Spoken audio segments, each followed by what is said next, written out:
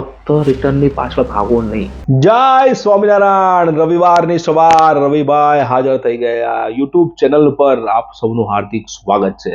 રવિવારે અવિરતપણે તમે અમારા વિડીયો નિહાળતા જ હોવ છો, એ બદલ આપનો ખૂબ ખૂબ આભાર। વિડીયોની શરૂઆત કરતા પહેલા આપનો પરિવાર આર્થિક રીતે સુખી, સ્વસ્થ અને સંપન્ન બની રહે એ બદલ ભગવાન સ્વામિનારાયણ ચરણમાં પ્રાર્થના। આજે એક અદ્ભુત વિષય લઈને આપની સમક્ષ ઉપસ્થિત થયો છું। મ્યુચ્યુઅલ ફંડની એવી બે કેટેગરી, બેલેન્સ ફંડ અને મલ્ટી એસેટ અને ડાયનામિક એસેટ, આ બે કેટેગરીને આપણે જોઈશું કેટલું અદ્ભુત રિટર્ન આપે છે અને કેટલું પાવરફુલ ફંડ છે। શેર બજારમાં જોખમ લેવાથી જ વળતર મળે એવું માનવું ખોટું છે, એવી ફક્ત ને ફક્ત માન્યતા છે। જે મ્યુચ્યુઅલ ફંડની જે બે કેટેગરી છે ને, એની અંદર ખૂબ ઓછા જોખમે વધારે સારું રિટર્ન મળી શકે છે, 12 થી 15% જેવું રિટર્ન આપે છે।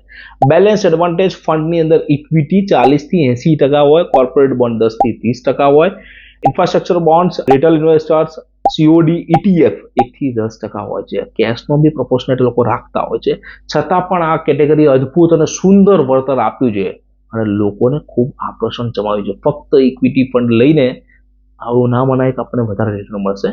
જો પોર્ટફોલિયોને બેલેન્સ કરવો હોય તો મલ્ટી એસેટ અને બેલેન્સ ફંડ પણ તમારા પોર્ટફોલિયોમાં ક્યાંક રાખજો। આ ફંડોની સાઇઝ તો 60,000 કરોડ રૂપિયા પણ છે।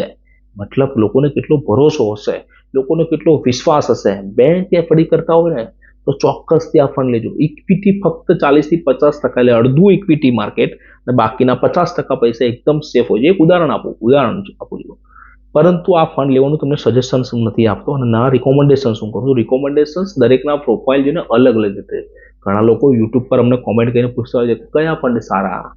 ભાઈ, હું તમને ઓળખતો જ નથી, તમારી પ્રોફાઇલ મને ખબર નથી, હું તમને કેવી રીતે સજેશન આપી શકું?